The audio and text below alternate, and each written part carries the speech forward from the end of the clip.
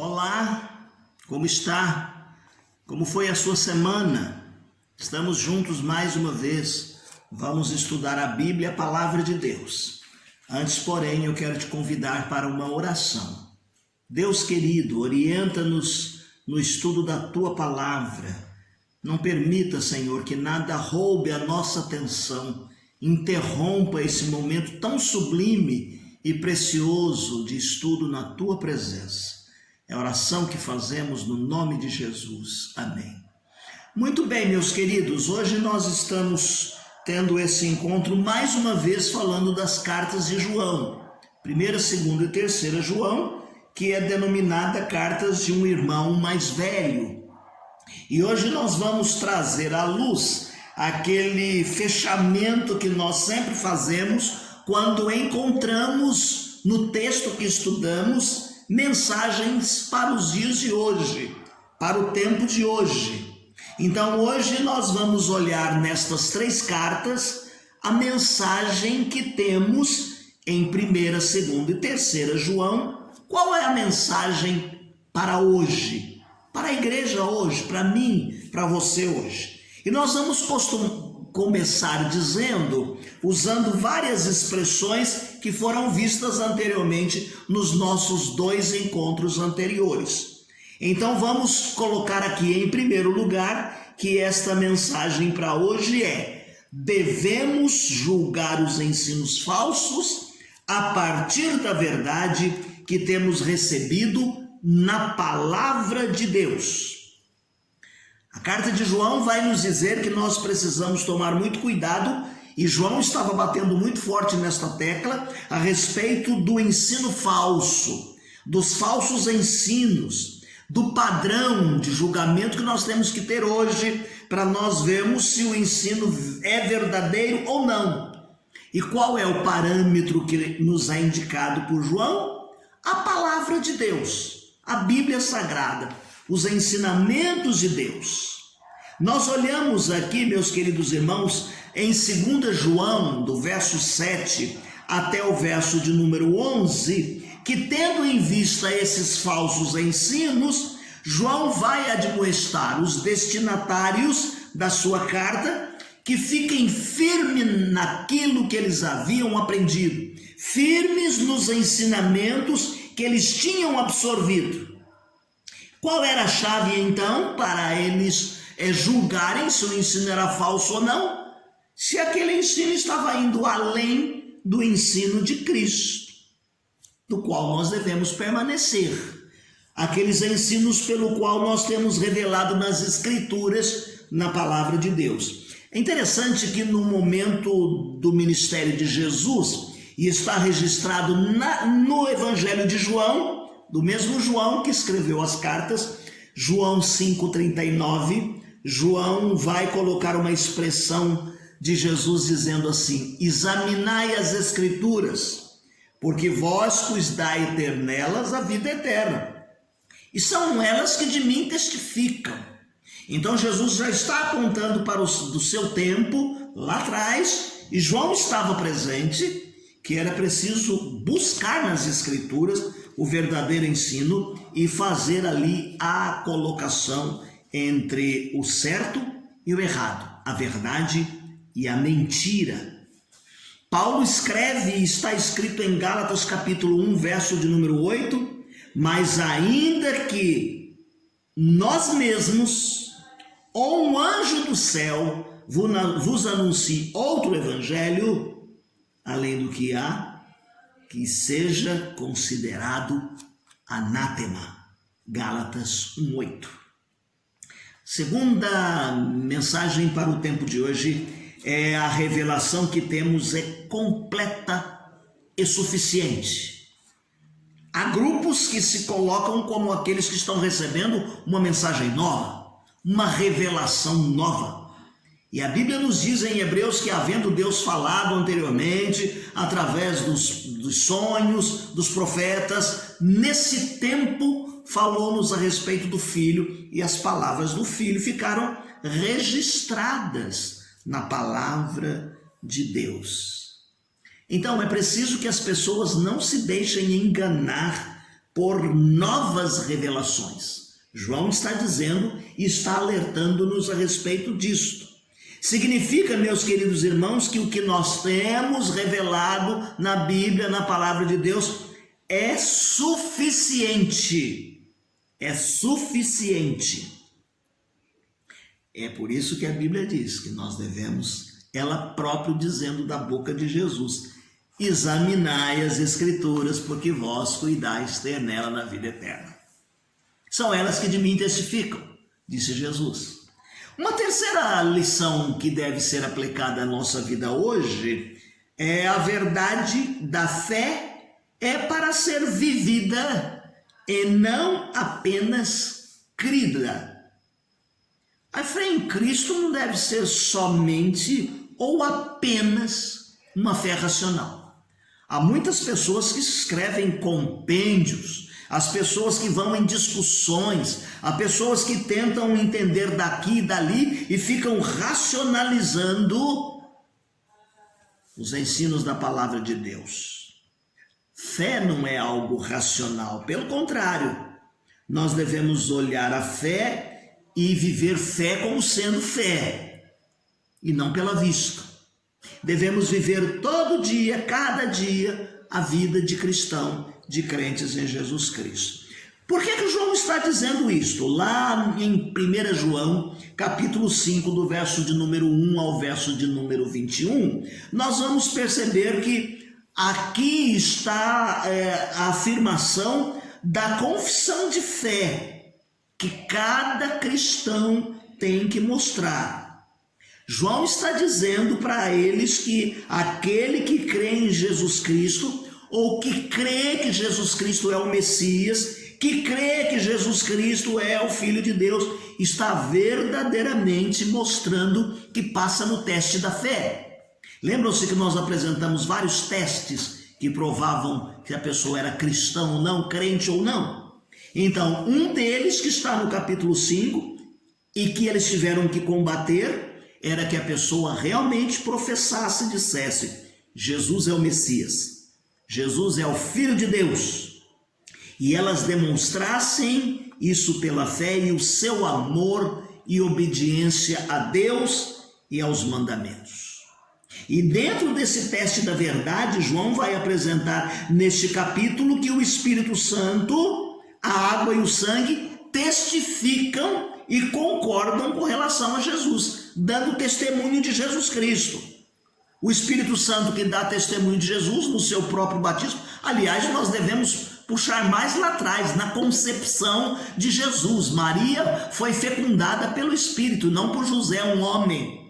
Então o Espírito Santo já está presente na vida de Jesus Cristo ali na concepção, mas de forma visível e clara vai acontecer no batismo, quando João vê descer sobre Jesus em forma de pomba o Espírito. E essa é a confirmação de que ali está o Messias, o Cristo. E João diz assim: eu vi descer sobre ele o Espírito Santo.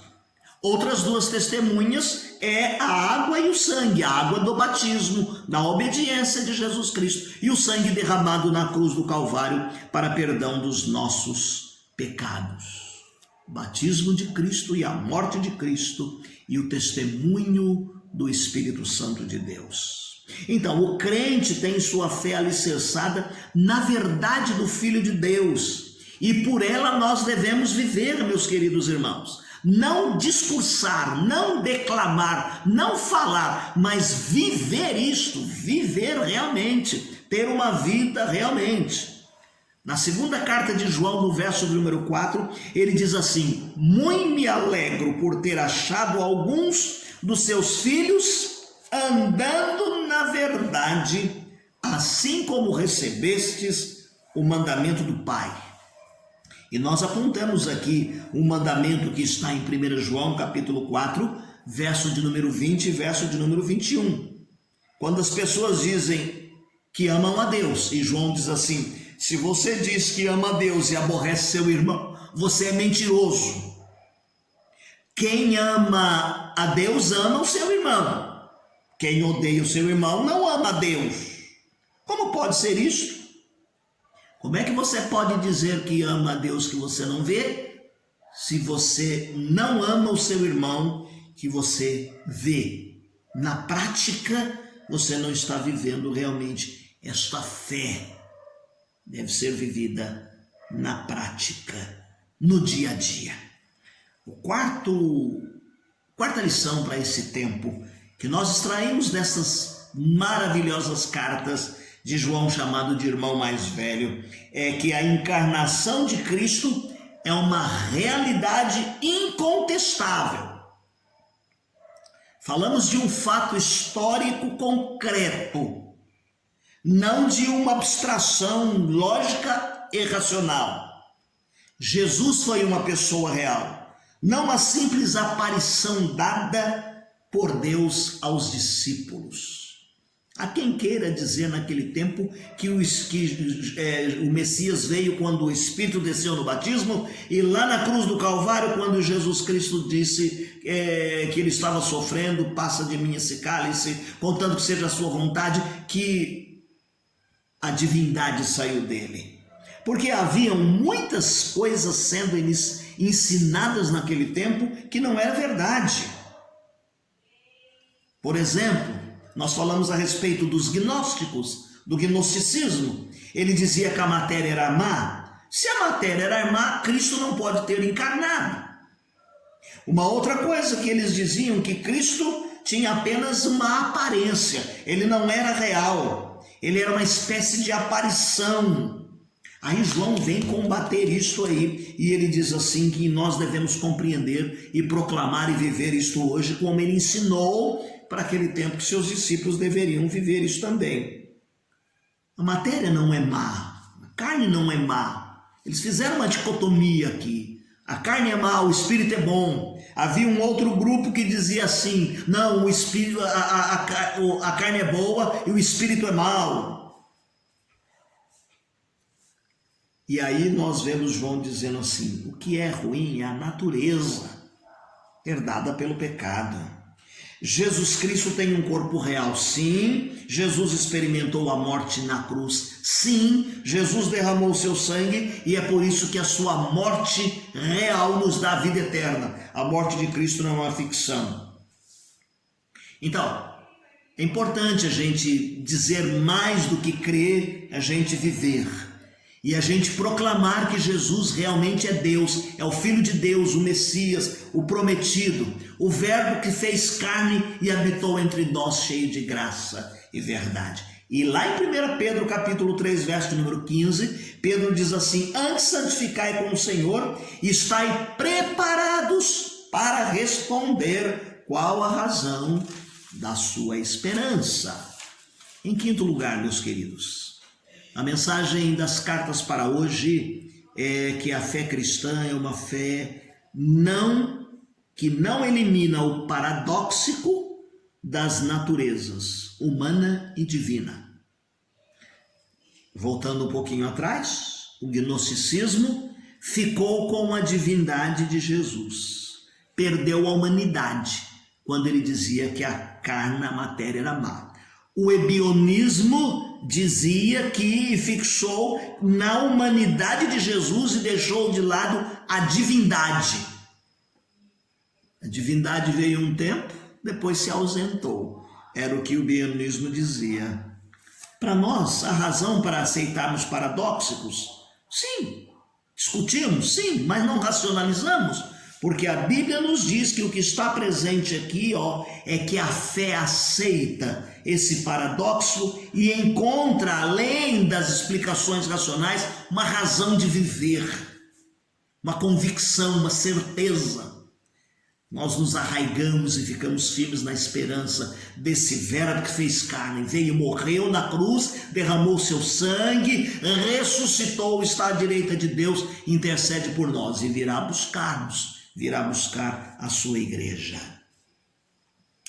Maravilha, meus queridos irmãos, quando nós olhamos e vemos João ensinando que esta realidade é proclamada, e ele faz isso no início da sua carta, lá em 1 João capítulo 1, do verso 1 ao verso de número 4, dizendo: Jesus é real, tão real a ponto de poder ter sido palpado. E os crentes não poderiam e não podem ter essa dúvida hoje. Isso nos faz regozijar e proclamarmos com toda a intensidade do nosso ser: Cristo é real. Em penúltimo, nas cartas de João, ele vai tocar num aspecto que muitos de nós hoje temos medo se tivermos que praticar com pessoas estranhas. É a lição da hospitalidade como sendo uma virtude a ser praticada pelos cristãos. E lá na antiguidade, no tempo que João escreveu a sua carta, isso era muito normal e comum, porque as pessoas transitavam de uma parte para outra, chegavam e a hospedaria não tinha lugar, chegavam e não tinha onde pernoitar, e as pessoas davam pernoite, hospedavam, davam hospedagem.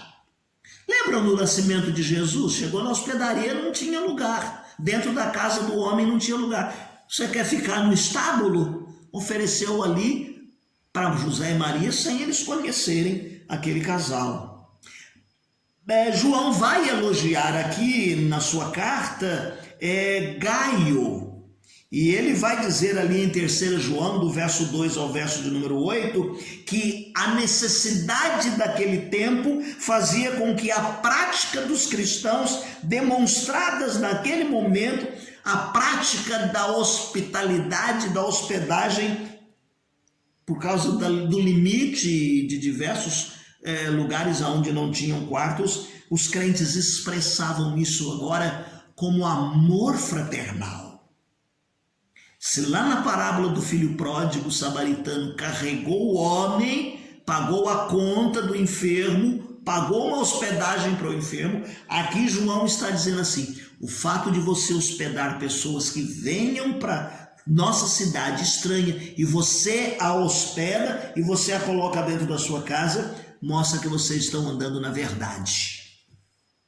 Eu me lembro que na minha infância haviam muitos crentes que moravam nas fazendas. E vinham no lombo de animal, em carroça, e aquilo ficava em volta da igreja. Mas havia um senhorzinho que vinha de uma cidade vizinha. Eu nasci em Bebedouro e ele vinha de Pitangueiras, porque lá não havia igreja batista ainda. E ele pegava o trem, o horário dava certinho para ele chegar para o trabalho da manhã, 7h30 da manhã. Ele chegava, ia para casa, deixava suas coisas lá em casa, tomava café e nós íamos para a escola bíblica. Na volta ele almoçava, mas o trem de volta era tarde. Ele não ficava à noite, então ele ficava até um período da tarde conversando, rindo, tomando café e depois ele voltava para sua casa. Era tão gostoso a presença do seu Martinho lá em casa, porque quando ele vinha lá da sua fazenda, da sua chácara, ele trazia o frango caipira, era a nossa mistura do nosso almoço e era muito gostoso aquele convívio daquele irmãozinho. Hoje a gente tem muito medo, né? Às vezes chegam pessoas na igreja pedindo abrigo, pedindo ajuda, são aproveitadores, tiram dinheiro da igreja, passam a liderança para trás e a gente descobre que são golpistas que às vezes vão de igreja em igreja. Daí aparece na Bíblia um tempo em que passaram a dar uma carta de recomendação. Toma aqui uma carta de recomendação, diz que você veio lá da minha igreja para que o pastor lá te receba na igreja. Aliás, recentemente na nossa igreja houve um testemunho de uma irmã que foi fazer uma viagem para um determinado lugar e o nosso pastor se informou quem era o pastor daquela cidade. E ele ligou para aquela cidade e ele falou para o pastor que aquelas pessoas iam estar lá e eles foram muito bem recebidos. Não na casa do pastor, mas na igreja, na casa de Deus, e foram muito bem hospedados. Por último, então, meus queridos irmãos, João deixa muito claro que é preciso que o testemunho do crente continue sendo importante, quer seja dentro da igreja, quer seja fora da igreja. Deve ter um efeito importantíssimo, criando exemplos no seio da igreja. Olhamos as pessoas e passamos a vê-las como alguém, como disse Pedro, como diz Paulo, sede meus imitadores, como eu sou de Cristo. Exemplo no seio da igreja. Mas não só dentro das quatro paredes, porque há pessoas que lá fora não dão exemplo e dentro da igreja são santinhos. É preciso que a gente dê bom exemplo como crente, dentro da igreja e fora das quatro paredes. Aliás, fora das quatro paredes é muito mais contundente, porque vai atrair almas, vida nova, crentes novos para a igreja, o testemunho dos cristãos. Dentro da nossa própria casa, nós devemos dar um bom testemunho também. Então, João está dizendo que é preciso que as pessoas vejam um bom testemunho para os que são da igreja, porque vai fazer diferença. Quem você era antes de ser crente, quem você era agora que você é salvo por Cristo e a nova vida que você está vivendo em Cristo Jesus. Amém, meus queridos? Que Deus te abençoe, que você possa ter aprendido e crescido com os estudos das 3 cartas escritas por João, ou epístola escritas por João, chamado aqui de irmão mais velho, aquele discípulo amado que punha a cabeça no peito do mestre e conviveu e andou juntinho com Jesus, um dos últimos a morrer. E nós vamos continuar estudando os ensinos de João. Agora vamos dar umas 2 pinceladas aí em Apocalipse. Não vamos fazer um estudo profundo no livro de Apocalipse, mas na sequência nós vamos tirar 2 ou 3 temas no livro de Apocalipse, porque na igreja nós já estudamos versículo por versículo, mas aqui dominicalmente nós vamos tirar alguns estudos para o seu crescimento espiritual. Não deixe de fazer a sua leitura diária, que nós disponibilizamos no final desta gravação, tá bom? Também não deixe de olhar a planilha nova aí do mês de maio, para que você faça a leitura da Bíblia toda em um ano. E eu termino lendo aqui 1 ou 2 linhas do hino de número 194, a mensagem celeste. A mensagem vem de Deus, que é Jesus o Salvador. Ó, clamai vós filhos seus, é Jesus o Salvador. Proclamai com grande amor, que Deus ama o pecador, que seu Filho ao mundo deu para ser o Salvador. Deus te abençoe, tenha uma semana alegre, tenha uma semana feliz e abençoada, em nome de Jesus.